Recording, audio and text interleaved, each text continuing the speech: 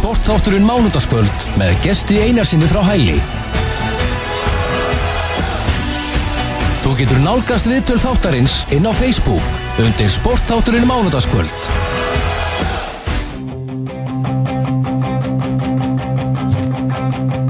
Já, sportþátturinn með ykkur hérna á þessu mánudagskvöldi og nú ég komin á línuna Einar Árna Jóhannsson, þjálfara Þór Þorlákshafn. Þeir eru konir í bikarúrslitin, komdu bless á sæll. Heill og sæll. Eru til hamingju með sigurinn? Já, takk hérlega. Árið 2016 að byrja ágætlega hjá ykkur? Já, ég meina það eru bara eins og í jafnri deild og mikilli baráttu á öllu vígstöðum og þá erum við búin að fara í gegnum sitt í dag hverju. Við erum búin að tapa fyrir sterkum liðum Keflavíkur og KR í deild en vinna núna 2 góða bikarsigra og frábæra sigur á Krók. Á 5. daginn, þannig að bara ágætisgangur á okkur. Já, leikurinn í kvöld gegn sterku liði Keflavík og leikurinn var jafn alveg fram að 4. leikluta, þá virðist þið ná einhvern veginn að ná tökum á leiknum? Já, þetta var bara naglbítur og þetta 21 stig sem skilur að gefur nú ekki rétta mynd af leiknum sem stigum og við náðum að bara skella í lás í 4. leikluta. Ég heldur að hafa ekki skorað nema 10 stig og náðum að bara að læsa þessu og vorum á sama tíma mjög skynsamir sóknarlega, bæði að setja niður góð skot og traustir á vítalinnu og bara umfram allt að taka góðar ákvarðanir, þannig að ég er bara hrikalega ánægður með mitt lið sem að ég fann spila mjög góðan leik á báðum endum vallarins í kvöld. Já, þetta lið Þór náttúrulega núna konur í sögubökuna komast í úrslitaleikinn? Já, það er áfangi og ég meina við erum að berjast á vígstöðu með KR, Grindavík og Keflavík sem eru lið sem áttu ég maður rétt 21 titil að baki samtals bikarmeistaratitil í sögunni, þannig að við vorum að feta slóðir sem að Þór hafði svo sem bara einu sem komist á áður, þar sem undanúrslit og þetta er stórt og stór skemmtilegt skref og eins og ég hef sagt við aðra fjölmiðla í kvöld að fyrir þetta litla samfélag í Þorlákshöfn er þetta náttúrulega bara ótrúlega gaman. Úrslit árið 2012 og vera komnir í bikarúrslit á þessu tímapunkti með 9 uppalda Þórsara í 12 manna hóp er náttúrulega bara ótrúlega vel af eftir staðið og leyfir mér að hrósa þeir sem hafa haldið utan körfuboltann í Þorlákshöfn undanfarin ár í hástert og ekki síður bennavini mínum sem að fór af stað með ákveðið prógram sem að ég er að fylgja eftir í dag.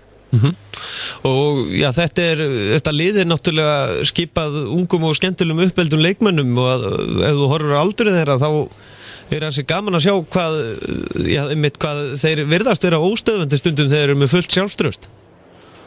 Já, við erum með yngsta leikmannahópin í deildinni og það er Greta sem að rífur okkur pírlítið upp í þeim öfnum og hann náttúrulega hefur hjálpað okkur mikið að fá hann inn í setjurðan. Hann er náttúrulega reynst ungur leikmannum vel í borgaralegum fram til þessa og náttúrulega koma með aðra vít komin í búninglóksins og ungur strákurinn hafa bara margir átt frábær moment og eðlilega kannski ekki hægt að taka nólegan stöðuleikir á þessum tímapunkti en það skiptir ekki máli hvort tölum Þorstein og Emil sem hafa kannski verið aðeins lengur í þessu eða Halldór Garðar, Davíð, Arnar, Magnús Breka fengið framlag bara frá mjög mörgum og í rauninni 10 leikmenn sem hafa sett heilmikið mark á liðið í vetur og ég er út í að það muni reynast okkur styrkur í framhaldinu í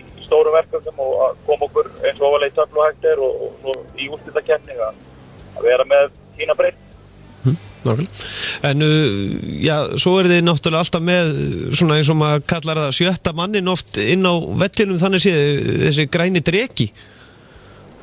Já, það ég hef nú sagt það áður að þegar við fórum til að mynda í Garðabæinn í nóvember og svo í Njarðvík í byrjun desember að þeir voru ekki mjög fjölmennir á pöllunum í þeim leikjum en ég upplifði mig á heimavelli í báðum tilvikum og í kvöld var náttúrulega bara stórkostleg stemming, Keflvíkingar reyndar hróskilið mættu vel og mikið fjör og mikið læti beggja megin og bara já, góð fyrirheit vonandi fyrir slaginn í höllinni þar sem að ég þykist vita að bæjarbúar í Þorlákshöfn og Þórsarar og bæjarbúar almennt núverandi og fyrrverandi gerir sér færri í höllina og styðji okkur í þeim slag sem framöndan er. Þar hefur náttúrulega mæta gríðarlega sterku liði og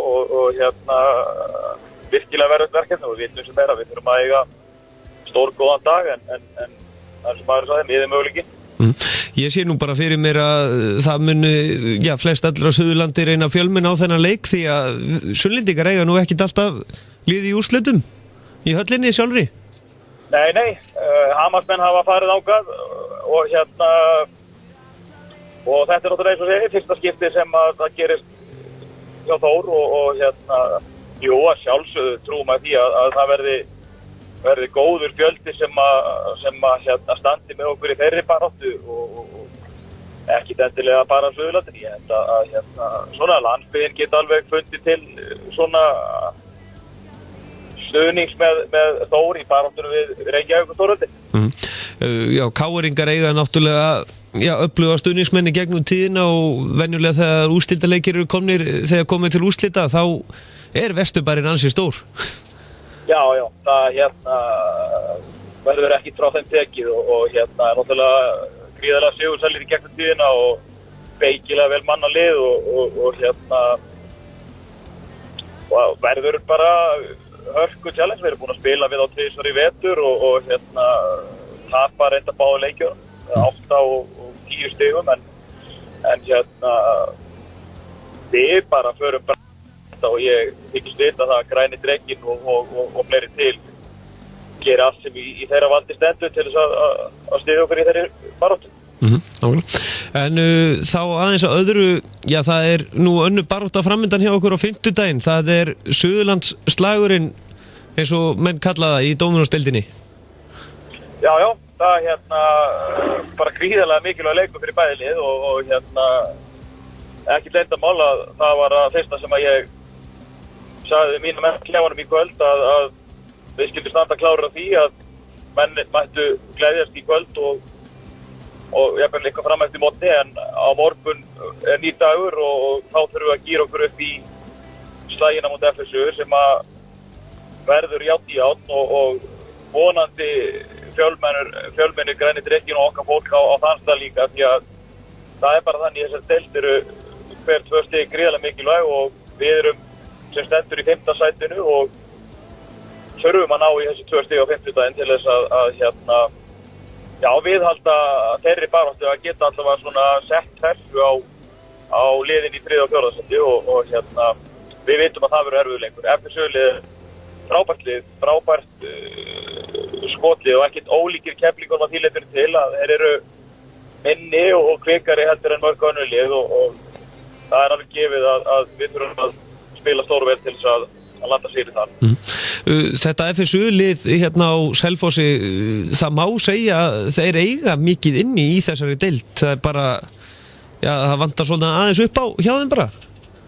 Já, ég hef nú sagt það bara margoft í vetur að bæði Höttur og FSU hafa verið óheppin í mörgum leikjum og ég get alveg sagt til mitt liti að þau hefðu hæglega með þessi litlu en samt svo stóru geta náð sér í fleiri sigra og við erum ekki búin að gleyma því að við þurftum að hafa mikið fyrir því að fara á Selfoss og ná okkur í sigur fyrir í vetur og það er alveg klárt mála ef að Haugafarið er ekki rétt að þá refsa þeim. Þeir eru til að mynda búnir að sína það að þeir eru stórhættir. Við fórum til Keflavíkur til að mynda fyrir jól og unnu það fanta sigur.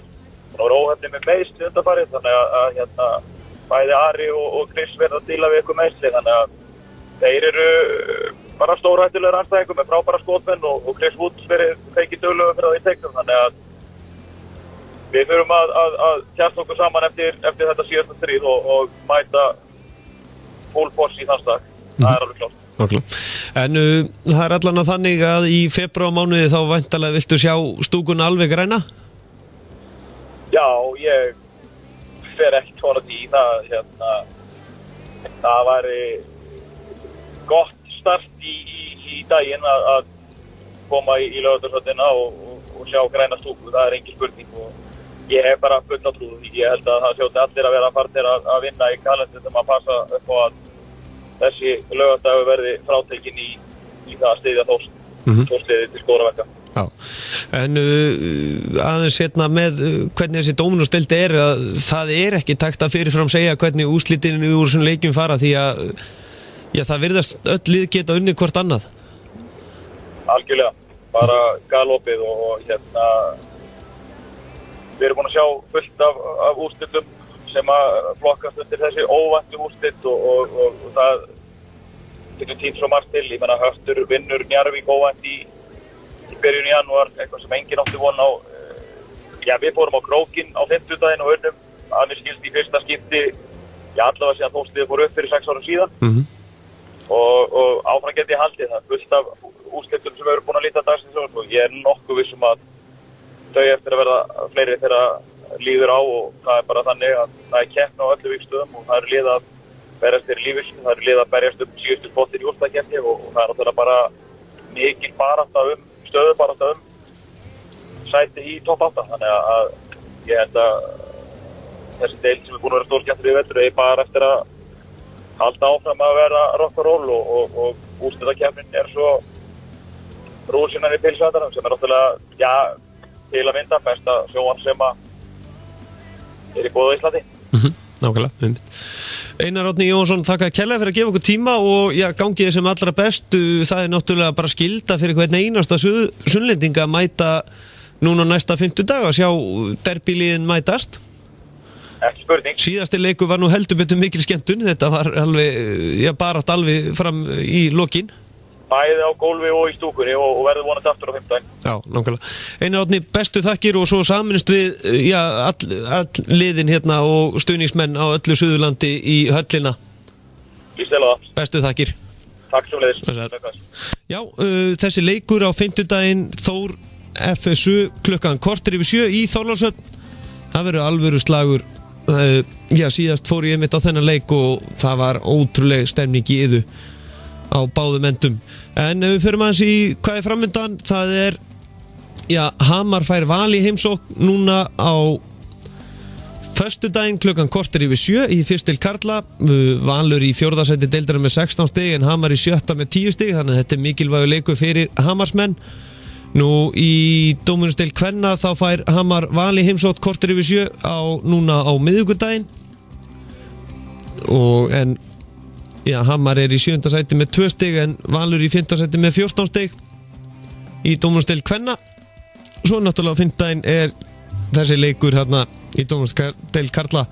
Rennum yfir hvaða leikir annars eru framundan. Það núna á föstudaginn Breiðablik Reyni Sandgerði fyrstil karla 7:45, sama tíma KFÍ IA Fjölnir Ármann klukkan 7:30, Skallagrímur Þór Akureyri 7:45 og svo það í fyrstu deild kvenna, þá eru Skallagrímur Þór Akureyri á föstudaginn klukkan 6, laugardaginn Breiðablik Þór Akureyri klukkan 4:30, KR Fjölnir á sama tíma og svo sunnudaginn það Njarðvík Skallagrímur 6:45 og ef við förum í Dominos-deild karla þá það Njarðvík KR á 5. líka klukkan 6:45 og á föstudaginn Stjarnan IR og Snæfell Grindavík og Höttur Keflavík og svo Haukar Tindastóll. Þessi leikir allir 6:45. En nóg það í bili. Ég þakka ykkur fyrir hlustunum kvöld. Við heyrumst hress og kátt eftir viku. Það nóg að taka í sportunum og endum þetta á Þórsaraliðinu sem eru náttúrulega búin að gera enn sögubækunar.